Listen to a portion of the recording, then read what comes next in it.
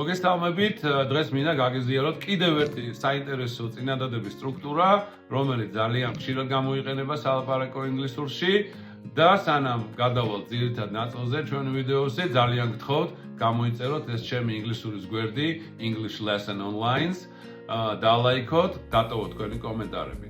დავიწყეთ განხილვა. ესე იგი, ნებისმიერი ქართული წინადადება, რომელსაც კი ვიწყებთ ადგილის გარემოებით და მას მოხვება ვიღაცის ან რაღაცის არსებობა ამ ადგილის გარემოებაზე. აი ამ ტიპის სტრუქტურასთან გვაქვს ახლა შეხება. მაგალითად, მაგიდაზე წიგნებია. მაგიდა არის ადგილის გარემოება, წიგნების არსებობაზე გვაქვს საუბარი. ან მაგალითად, ქუჩაში ადგილის გარემოება, ბევრი ხალხია პირობითად. ან შეგვიძლია შემდეგი მაგალითი მაცივარში საჭმელია, ანუ მაცივარი არის ამ შემთხვევაში ადგილის გარემოება და სადაც გვაქვს საჭმლის არსებობა. და კიდევ უამრავი მაგალითის მოყვანა შეიძლება. აი ამ ტიპის წინადადებებს, როდესაც ინგლისურად ვთარგმნით, აუცილებლად უნდა დავიწყოთ there is მხოლობით რიცხვში ან there are მრავლობით რიცხვში. მას ასევე წარსული ფორმა აქვს there was, there were. დღეისთვის წარსული ცოტა ხნით გვერდზე გადავდოთ და ვისაუბროთ აწმყო დროში მხოლოდ.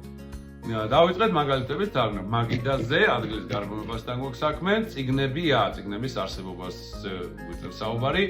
There are books on the table.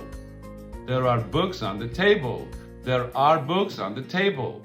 პირველი მაგალითი. შემდეგ მაცივარში ბევრი საჭმელია. მაცივარი ადგილის გარემოება, საჭმელი, მის საჭმლის არსებობა მაცივარში. There is a lot of food in the fridge. There is a lot of food in the fridge. შემდეგი მაგალითი ქუჩაში ბევრი ხალხია, ანუ ქუჩა ადგილის გარემოება და ადგილის გარემოებაზე ხალხის არსებობაზე გვაქვს საუბარი. There are a lot of people in the street. There are a lot of people in the street.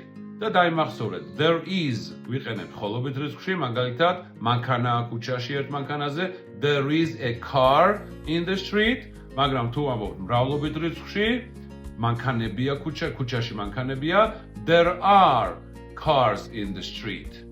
აი ეს არის მთელი სისტემა, ეცადეთ გამოიყენოთ ძალიან ხშირად, არ მოგბეზდეთ ამ დროის გამოყენება, წარმატებებს გისურვებ და შემდეგ ვიდეომდე.